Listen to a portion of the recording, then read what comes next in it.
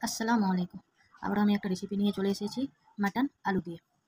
আমার চ্যানেলকে যারা সাবস্ক্রাইব করেছো তাদের অসংখ্য ধন্যবাদ। আর যারা করোনি প্লিজ করে দিও। পাশে থাকা বেল আইকনকে প্রেস করে দিও নতুন নতুন রেসিপি পেতে। চলো তাহলে শুরু করা যাক। এখানে আমি মাটন নিয়ে নিয়েছি আর পেঁয়াজ আর লঙ্কা কেটে নিয়েছি। আমি রান্নাটা কুকারে করব, তাই আমি কুকারে মাংসগুলো দিয়ে দিলাম। এবার আমি পেঁয়াজ আর লঙ্কাটা দিয়ে দিলাম, দিয়ে তেল দিয়ে দিলাম, হলুদ গুঁড়ো দিয়ে দেবো, লবণ দিয়ে দেবো আর জিরে ধনে গুঁড়ো দিয়ে দেবো, আদা রসুন পেস্ট দিয়ে দিলাম। এবার ভালো করে মিক্সড করে নেব। মিক্সড করে আমি রান্নাটা বসিয়ে দিয়েছিলাম। এবার লাল লঙ্কা গুঁড়ো দিয়ে দেবো আর গরম মশলা গুঁড়ো দিয়ে দেবো, দিয়ে ভালো করে কষিয়ে নিতে হবে।